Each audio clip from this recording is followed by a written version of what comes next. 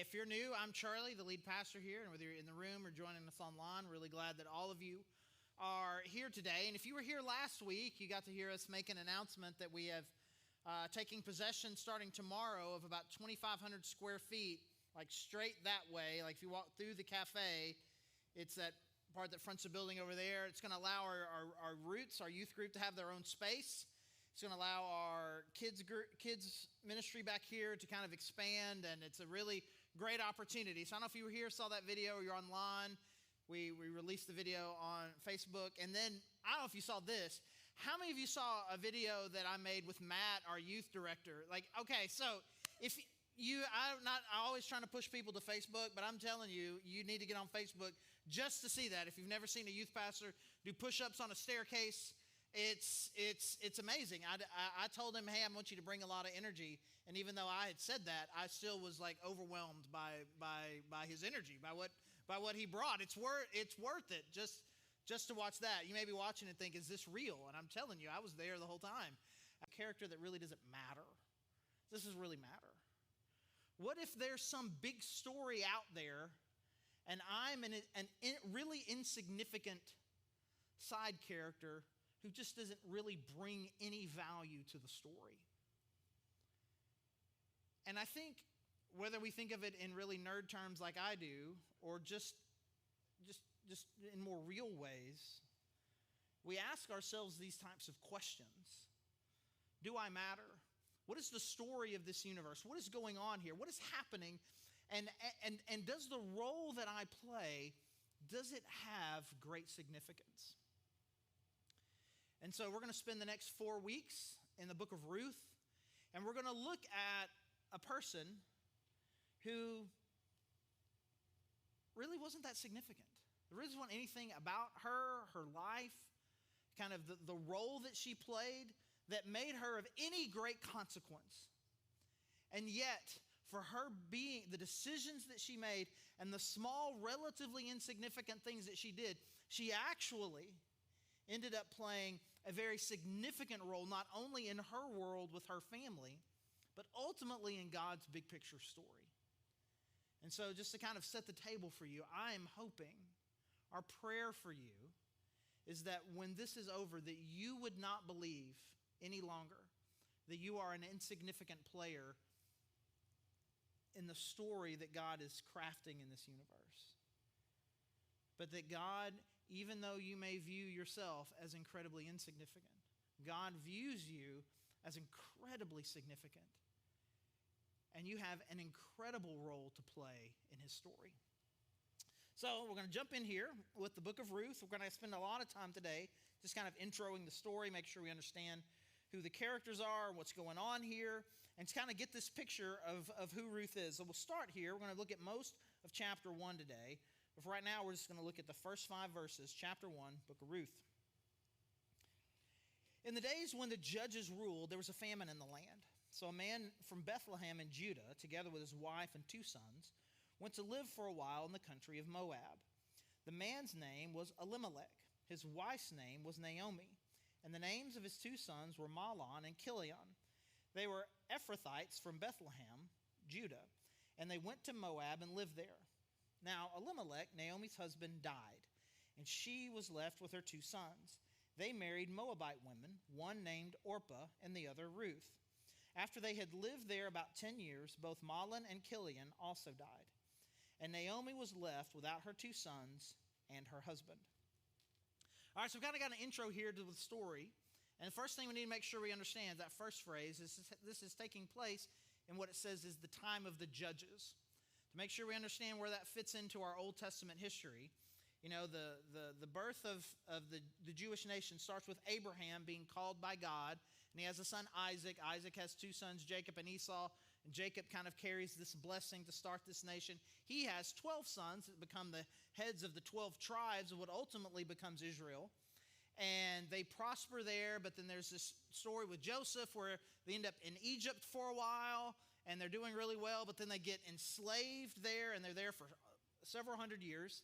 And then Moses is raised up by God to go get them and bring them back to this land that God had promised them. and they go back there and they conquer the land that God has entrusted to them. And before they have a king of any type, it says right here, they're ruled by judges, which is kind of like regional magistrates, kind of godly people appointed by God to kind of settle disputes. But there was no country leader. There was no king, just kind of these regional magistrate, just judges kind of people. So this is the place where it falls in historically. Genesis, Exodus, Leviticus, Numbers, Deuteronomy, Joshua, that's where they conquer. Judges, where they talk about the way these judges, and talks about some of the main ones. Ruth, so we're still in that same time frame. So we've got this story that takes place here, and we kind of introduced to a handful of people, right? We got a dude who moves his family from Israel to Moab. His wife, they have 2 sons, and those 2 sons marry 2 daughters. Not a really significant intro here. And in fact, of the 6 people that were introduced here, Ruth doesn't necessarily carry any significance in the story. It's like she's just one of the Moabite wives. And the only reason we would know at this point that this story is about Ruth is because it's named after her. So it's no real spoiler here for me to tell you this. But even in the intro here, there's not a whole lot of significance around her. But we do know that there's this entire book that we are looking at here today, a book of the Bible that is dedicated to her. So even though up until this point, all we have is she's an insignificant Moabite wife who marries a Jewish man, we don't really know anything. It's really like she wasn't born a queen. She's not a princess. She's not some great person. She's just regular. And I think this is the big takeaway that I think that we need to have as we're trying to understand this story, is that Ruth is a very unlikely hero. She's obviously the hero of this story because it's named after her, but it's very unlikely. We don't see anything here in this intro to say, wow, this is about to be some great, powerful, important person. In fact, the opposite of that is true. There is enough here in the first few verses of chapter 1 for us to be not simply like not mindful of Ruth, but to actually be really, really skeptical of her. And so we don't feel these same sorts of things, but if we try to put ourselves in the minds and the hearts of the original people who would have known this story, people maybe who lived during this time, or the people who lived in the times of the kings, looking back on it now, seeing the significance of this story, would have had a lot of red flags in these first few verses. And the first one, and again, what we're going to do here is I'm going to express the biases of the people who would be reading this story for the first time around this time. I'm going to express their biases to you. I assure you, these are not my biases. I'm just trying to put you in the real mindset of this story, and we can really understand it the way it was meant to be understood. And so first of all, we seem to take note of the fact she's a woman. And a woman was not of great significance, at least historically. Like all Genesis through Deuteronomy, there's lots of genealogies talking about who this person is always. And this dude had a son. And then that dude had a son, and then that dude had a son, and it's dudes and sons all the way down. It's always just dudes and sons. Like somebody got a mama, doesn't everybody have a mama? Forget it. Doesn't matter. Mama doesn't matter. What matters is you tracing your lineage from father to father to father like that. And so women have not played a significant role, or at least are not thought of to have a significant role as far as like being really important. But it's not just that she's a woman, she's a Moabite. And you think, I don't even know what that means, doesn't care.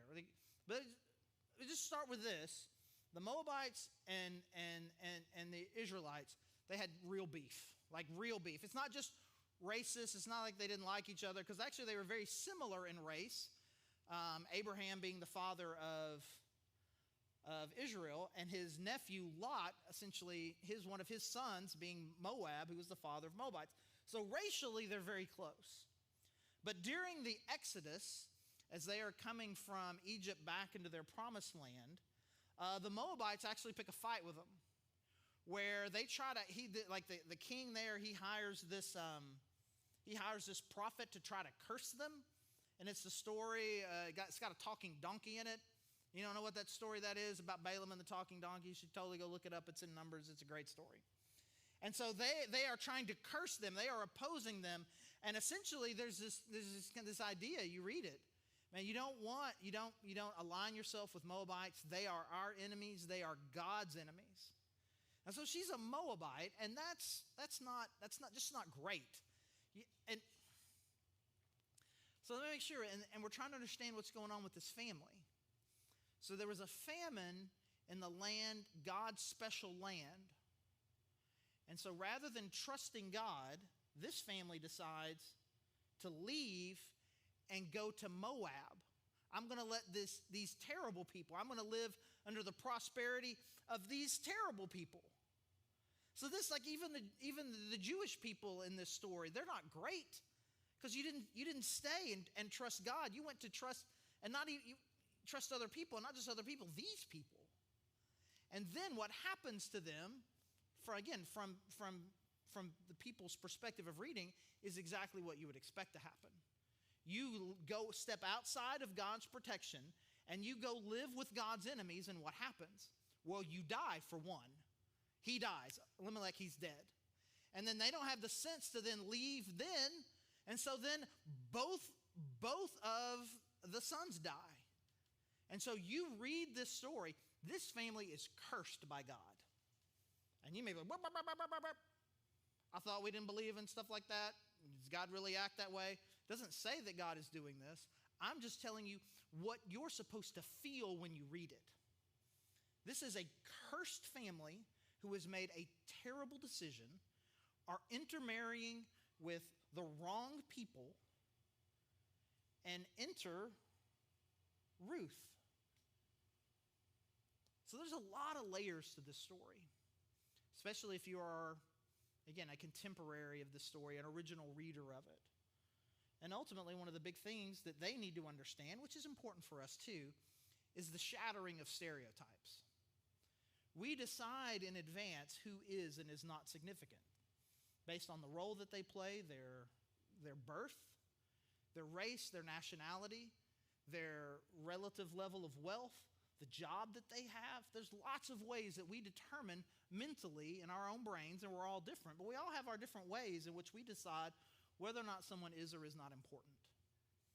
And this is blowing up almost everyone that the Israelites would have had. And I think it's important for us to do the same thing. There's also a significance in this story that it's going to come together at the very end, and we're going to we'll see all these things that Ruth does and the way it all comes together, and it's like, and guess what? And there's going to be this little plot twist at the end about placing her and her significance in God's bigger picture story. I'm leaving it as a plot twist because I want the story to play out that way. You may know the story already, like I know this, or you don't, and I can't keep it from you. I mean, it's right there. It's like 3 chapters. It'll take like 5 minutes to read it, right? But there's this significance of we have this insignificant woman who never does anything amazing, but God uses this to do something really cool in this point in history that leads to all these other amazing things, and ultimately is connected to what Jesus does. And so that's a significant part of the story, and we'll be unfolding that over the next few weeks. But ultimately, the way that I want to frame it for you guys is, as I want you just to be thinking about this is the point for us, is that God used her. Someone who, by any normal way at the time of evaluating people, was of no significance. And I'm pretty sure even in her own mind, she would not have thought of herself as some sort of significant person who in her culture and in her world at the time, I'm sure she didn't think, she thought that she mattered. I'm really important. And yet, despite all the things that the culture was saying, despite all the internal negative talk that she might have about herself, it turned out that her life was of great consequence. What she did and who she was changed the world in significant ways, even though by the time this story's over, we're not going to look at anything huge that she ever did. Like, if you've been here before, we always, like most years, about every year, we'll go through an Old Testament character. A few years ago, went through the story of Esther. Kind of had the same startup, relatively insignificant person in an insignificant time. but God raises her up. But ultimately the thing that God called Esther to do was big. It was significant. So it was a insignificant person being called to do something significant. This is an insignificant person who's just at various times just chose to do the right thing. And nothing was in and of itself of great consequence. But a life lived well. It mattered, and it changed the world. So let's just jump into the heart of the story here, verse 6, Ruth chapter 1. When Naomi heard in Moab, Naomi, that's the mother-in-law. When Naomi heard in Moab that the Lord had come to the aid of his people by providing food for them, she and her daughters-in-law prepared to return home from there. With her two daughters-in-law, she left the place where she had been living and set out on the road that would take them back to the land of Judah. Then Naomi said to her two daughters-in-law, "Go back, each of you, to your mother's home. May the Lord show you kindness as you have shown kindness to your dead husbands and to me. May the Lord grant that each of you will find rest in the home of another husband." Then she kissed them goodbye, and they wept aloud and said to her, "We will go back with you to your people." But Naomi said, "Return home, my daughters. Why would you come with me? Am I going to have any more sons who could become your husbands? Return home, my daughters. I am too old to have another husband. Even if I thought there was still hope for me, even if I had a husband tonight and then gave birth to sons, would you wait until they grew up? Would you remain unmarried for them? No, my daughters. It is more bitter for me than for you, because the Lord's hand has turned against me." At this they wept aloud again. Then Orpah kissed her mother-in-law goodbye, but Ruth clung to her. "Look," said Naomi, "your sister-in-law is going back to her people and her gods. Go back with her." But Ruth replied, "Don't urge me to leave you or to turn back from you. Where you go, I will go, and where you stay, I will stay. Your people will be my people, and your God, my God. Where you die, I will die, and there I will be buried. May the Lord deal with me, be it ever so severely, if even death separates you and me." When Naomi realized that Ruth was determined to go with her, she stopped urging her. So Naomi gets word that finally the famine has lifted and they feel like they can go back. And so even though she's kind of in this hopeless situation, she's a widow, she doesn't really own anything then. She doesn't have any heirs to own anything. She's not doing well here. She go back home. At least there maybe we're around family. Maybe things can be okay for me. And she looks at her two daughters-in-law, Ruth and Orpah, and says, "Hey, listen, it's going to be way better for you. It's going to be way better for you. You should just stay here. You should stay here. Go back to your mom and dad's house. You can find a husband here, and it'll just be better for you. You don't want to come with me." And Orpah doesn't want to go, but she ultimately, "No, I want to be with you. I want to be with you. Please stay." And so then she does. And we need to take a break right here. You think I'm saying it wrong, but it is Orpah. It's not Oprah. When you read it, when you see it, it's not Oprah. It is Orpah. And I looked this up. She was named Orpah, but in Mississippi, as in Arkansas, as in every way, we don't know how to say things. And so they just started calling her Oprah, because apparently they couldn't say Orpah. But she was, in fact, named after a Bible character, and her actual name is Orpah, not Oprah. So just... You were mildly distracted. I was distracted. Now we can just move on. And Orpah has now gone back to be with her family. But Ruth is like, I cannot abandon you. It would not be right in the eyes and in the mind of God. It would be wrong for me to do that. It would be wrong. I mean, God wouldn't feel good about it. I wouldn't feel good about it. And she shows her this overwhelming amount of kindness and love and support and says, wherever it is you go, whatever situation you find yourself, no matter what, know this, I am going to be with you. Not even death will separate me from you.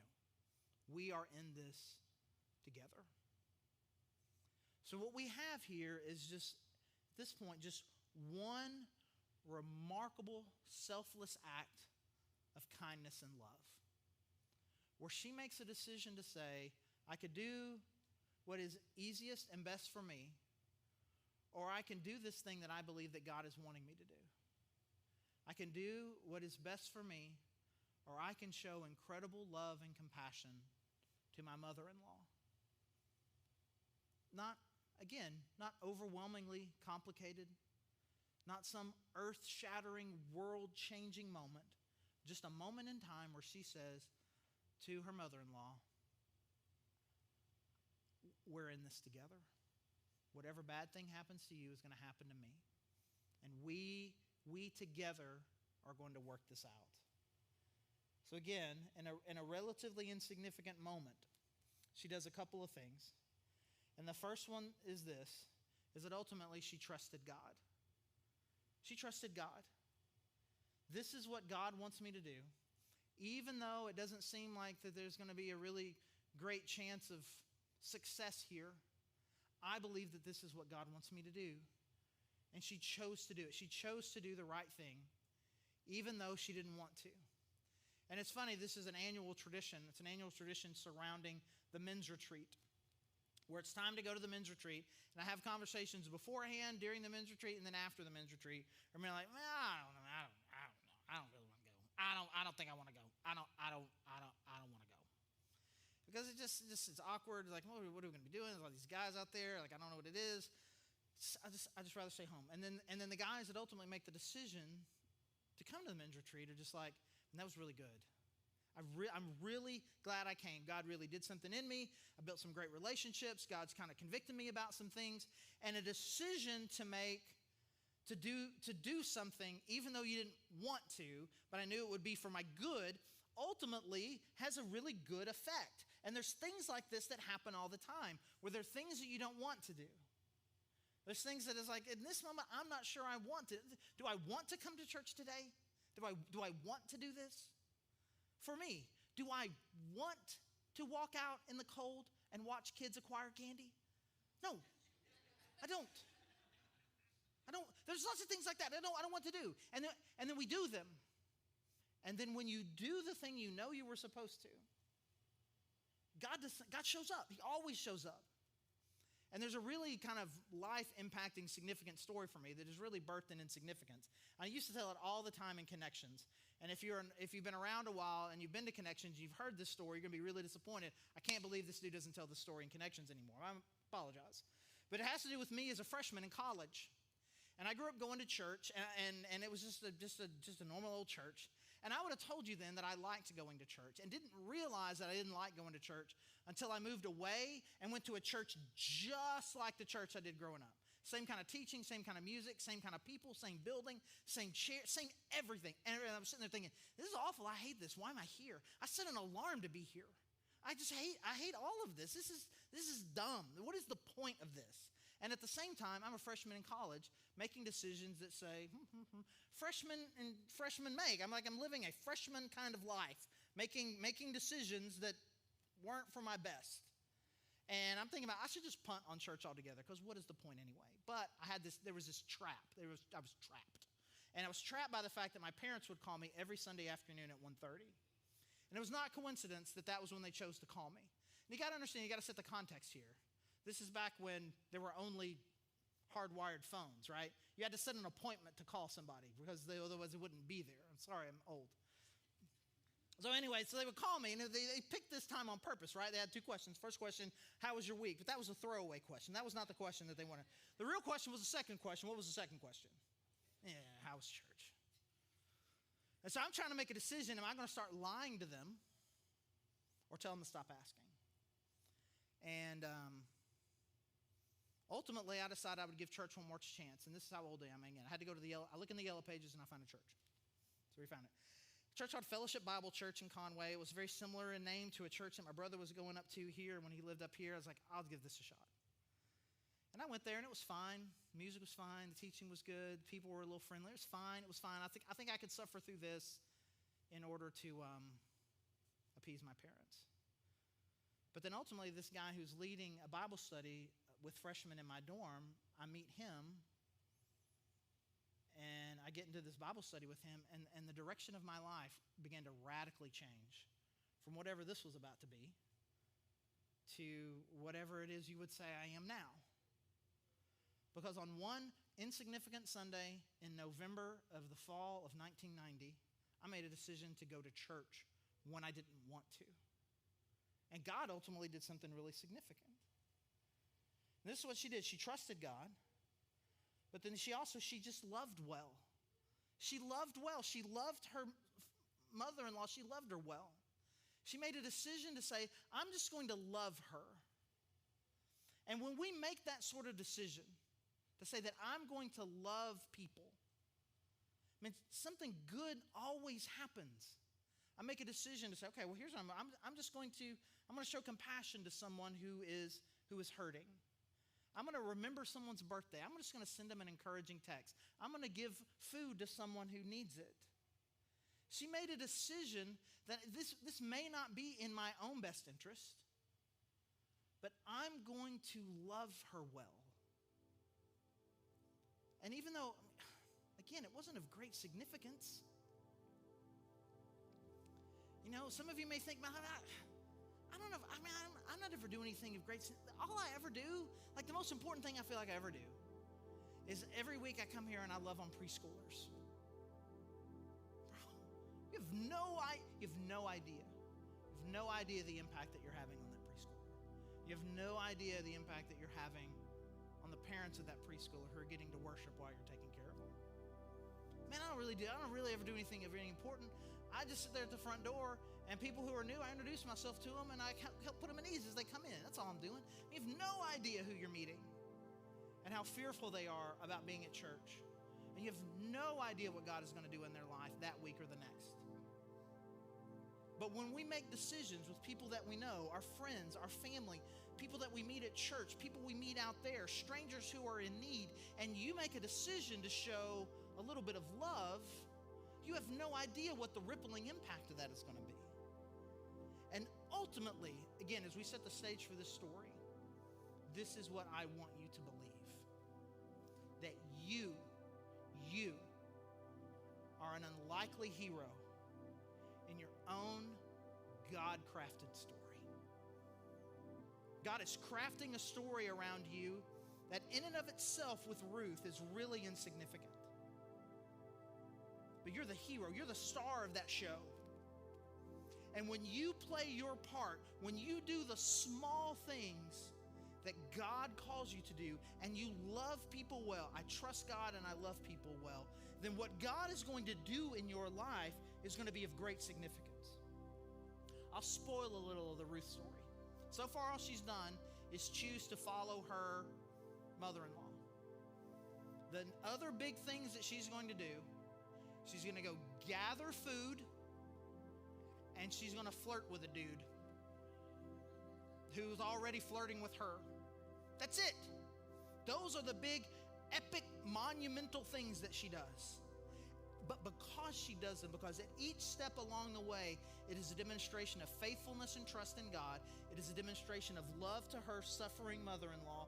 Each step along the way, the significance builds. And ultimately, again, the story is going to end with, and this is who Ruth ended up being historically, which is going to point to the kings. It's going to point to Jesus, and it's going to be like, whoa.